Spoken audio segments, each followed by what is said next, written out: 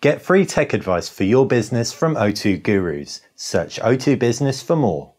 Hey guys, welcome to BTech. It's Basil here with the Samsung Galaxy Note 4. This is probably the most spec'd up Android phone on the scene right now. The fact it's a Note and a phablet means it is perfect for a comparison with an iPhone 6 Plus. So let's get to it. Giving you a little bit of background about both. The Note 4 was announced at E for the 6 Plus a few weeks ago.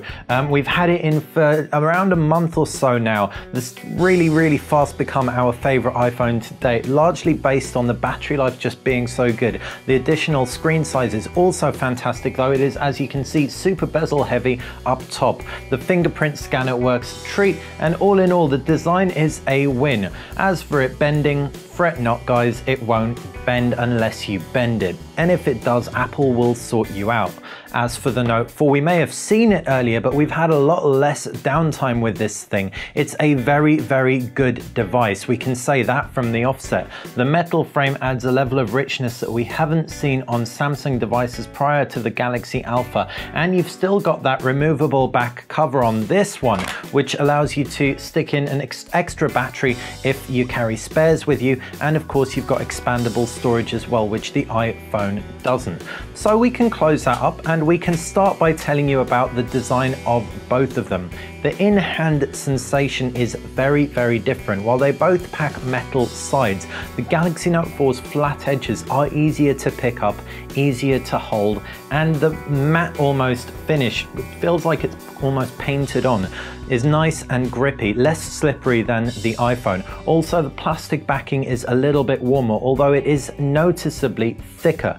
The iPhone 6 Plus is 7.1 millimeters thick, whereas the Note 4 is 8.2. It does, however, house that S Pen, which kind of makes up for that thickness. It's also a lot less bezel heavy, so despite the fact you've got a smaller screen on the iPhone 6 Plus, the Galaxy Note 4 is the shorter device, albeit the wider device, or at least it feels wider even if it isn't.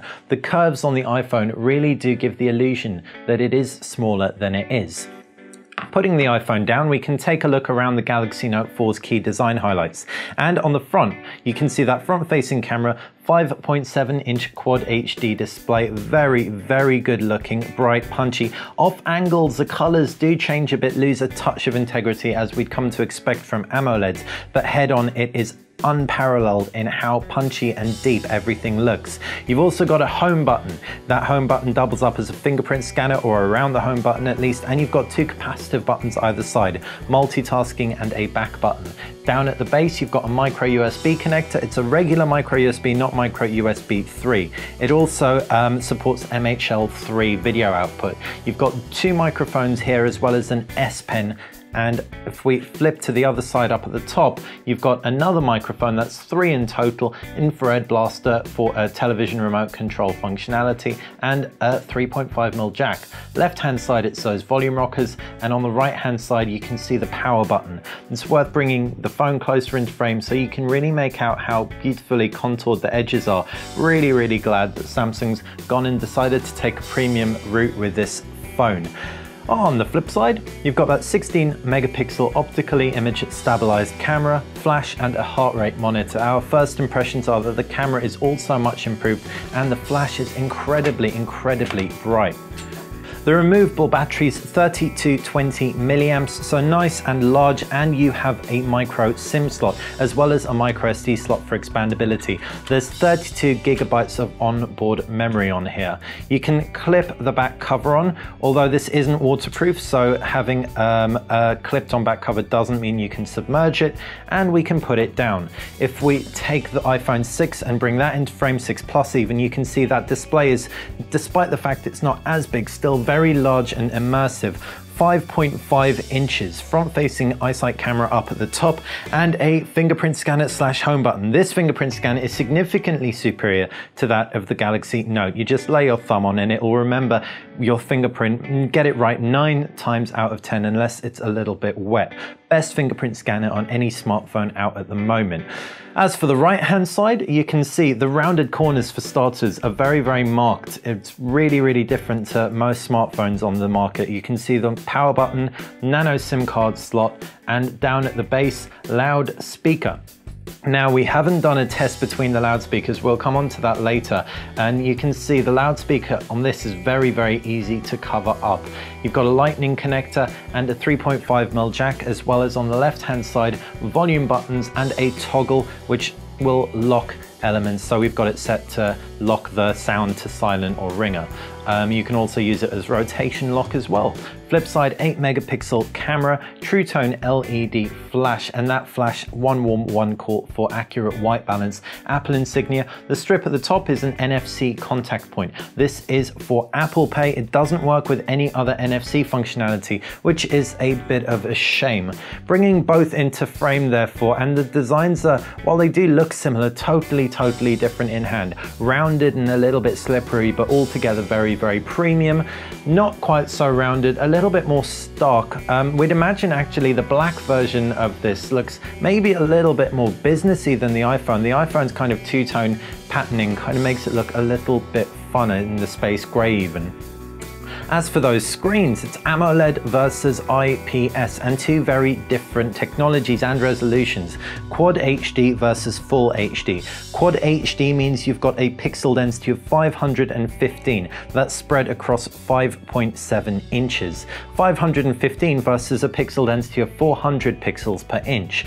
This is 5.5 inches, significantly larger than any iPhone to date. As we bring them closer in frame, you can see sharpness, unless you're a real eagle eyes, is going to be pretty comparable in spite of that big number difference. But what really will be different is the brightness, punch and pop. So they're both very, very bright screens. You can see they both showcase whites quite differently. The Super AMOLED display brings colors right to the forefront. It really does look very, very yellow and red and green through all those hues, whereas it's slightly more muted, maybe a little bit more realistic on the iPhone 6 Plus. But what Samsung does is offer a range of viewing modes, so you can actually control your screen experience. If you jump into the settings, as you can see, display and wallpaper, and you can adjust the display screen tone. So if we tap through on that, we can also see we've got adaptive display, AMOLED Cinema, AMOLED Photo and Basic, but we're going to do adaptive. What adaptive display does is it recognizes your surroundings and will change the color accuracy or the color white balance even accordingly. We can drop the brightness on both now so that we don't throw the camera off too much. And now we can talk about what is inside those screens. iOS 8 versus Android with Samsung's TouchWiz over the top. iOS 8's seen some complications added to it in the form of a few issues with third-party keyboards and stuff, but generally speaking, iOS 8 is the best version of iOS today, the most fully functional. You can do things like swipe down to get a very, very quick spotlight search. You can swipe up to get rid of that. One finger pull down from the very top of the display will pull down either notifications or what's going on today. Today also includes things like widgets, or a form of widgets, which you can customize, as you can see right there. If we pull that out of the way by pressing done, we can swipe up, and we can also see you've got home screens. Now this is a crux of iOS. Home screens can be populated by shortcuts or by folders. You've got beautiful animations throughout. You've got wallpaper that kind of orients to how your phone is facing thanks to the gyroscopic use inside, and generally speaking, yeah, iOS 8, it's pretty great. Double tap the home button without pressing all the way and you bring all the icons down on the iPhone 6 and 6 Plus to accommodate the smaller hands. If you long press the home button, you activate Siri. If you double tap the home button, then you activate multitasking, as you can see.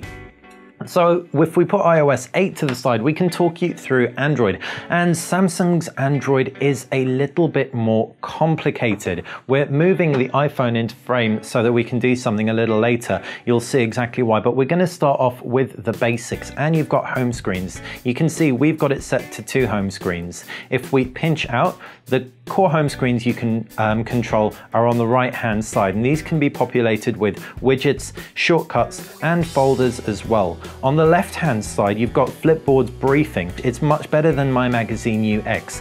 What it is, it's going to aggregate news. It won't tie in social media as much as My Magazine UX tried to and failed at miserably, and it doesn't feel quite as clunky. Perhaps the best thing about it though is that, like with My Magazine UX, you can indeed turn it off.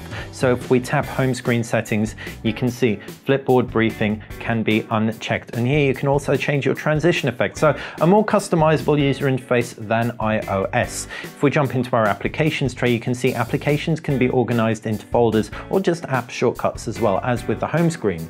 One finger pull down and we can swipe notifications out of the way, and we've got access to a few quick toggles as well as S-Find and Quick Connect and our brightness. Two finger pull down will just pull down all our quick toggles. So that's pretty much standard Android.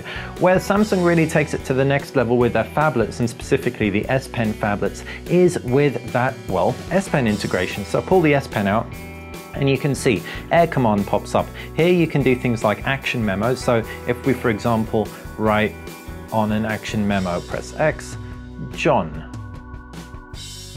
09567. And then we can actually grab all that text, save it to a contact on the device. Okay, John, and it will remember the name and number. We can cut that and throw it in there. What it would usually do actually is throw the number in there as well, but it didn't do it this time for some reason. Maybe the number wasn't long enough to be a phone number. Other elements in the menu include Smart Select, Image Clip, and Screen Write. Smart Select's really cool. If we tap on it, actually it won't really work too well here. We can jump out of there, open up the Google Play Store, for example, tap on Smart Select, and we can select Cars Fast as Lightning. So let go of that, Cars Fast as Lightning. We can convert that into text using optical image recognition, and then we can share that out to a message. So for example, if you highlight picture of text or whatever, you can send it as text itself, and you can see it even got the game loft in there, and that is selectable text that hasn't sent as a picture. Really, really awesome. Discard that, and you can also see, if we jump to the home screen, you can image clip, so you can just clip a portion of the screen, and screen write right over the whole screen itself, or a screenshot of the screen. That's not it though. This has 2048 levels of pressure sensitivity. So if we jump into our applications, we can open up, for example, S-Note. We've got Sketchbook and Photoshop, though these don't come included. We can open up a new note and we can start writing, and this is super sensitive. And it feels really nice and natural. What Samsung said they were going for was a very organic feeling input, and indeed we feel like this is the best input on a pen-centric device that we've used. What's really nice about this also, and Note devices in general, which sadly we didn't experience with the Surface, the nibs don't tend to wear away quite as easily as on the Surface Pro 3, for example. We'll be doing some hardcore drawing with this, so make sure you stay tuned. We'll be trying to do some time-lapse sketches as well. As for the rest of Android, it's a pretty usual experience. What Samsung does though is they supplement it further with things like S Health, taking advantage of the heart rate monitor on the flip side, and you've also got smart remote, so you can control the remote control functionality of this.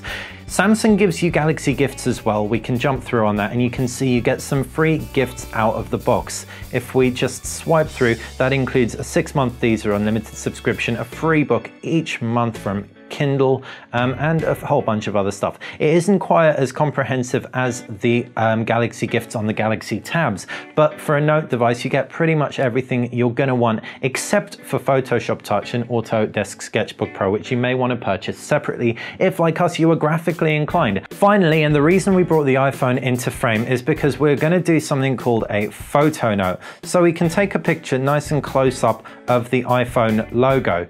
We can tap through on the screen, let it focus, and you can see we've got the picture. We can then crop into the element that we actually want, and that is the actual iPhone bit itself right there. So if we lock that down, we can press the tick button, it will process that image, and then we can actually press OK, and you can see it's got iPhone in there. Edit selection, press the tick, and it's thrown the iPhone in there as an editable layer, which is super cool. We can then resize it, and we can even do stuff like change the color and change the thickness of the stroke, etc. Change the fill. So if we make it uber red, we can then jump out of that, and you can see just how much you can tweak that, and that was from a picture. So this kind of stuff you only really could do in PC programs or Mac programs before, never really on a smartphone, and if so, never this easily, and never on a smartphone out of the box. So well done Samsung for innovating. Has to be said, this is a busy user interface. There is a lot going on here, so it may well confuse a lot of people, but if indeed you do want the most gadgety gizmo-y UI around, Samsung's TouchWiz on the Note 3 is most definitely it. Now moving on to multimedia, and both of these phones are the best in class really. I mean, the iPhone 6 Plus has obviously got that large display. It's a breeze getting applications and awesome games onto here. iOS is phenomenally rich for top-notch games, a lot which are actually higher quality than Android, and it has a wider selection of very cool games like the Street Fighter games, etc. You do have a huge number of games on Android though, don't get us wrong, and some big names like Final Fantasy as well, so it'll appease most gamers out there. And of course, with that Qualcomm Snapdragon 805 and 3GB RAM, this device and the A8 chipset in the Apple iPhone 6 Plus will plow through any game that you do throw at it. Movies are going to look stupendous across both, and with viewing pictures as well, the screens are going to really pop. As far as the cameras go, they're both optically image stabilized. You do have a 8-megapixel sensor on the iPhone 6 Plus by contrast to a 16-megapixel sensor. We haven't really put them through their paces, although it's safe to say, given the fact we're so impressed with the Note 3 from the offset, they will be two of the best performers out there in the camera department. It's worth us doing something now, which we said we'd do at the beginning, and that is test out those speakers. Flick it to max volume on the iPhone.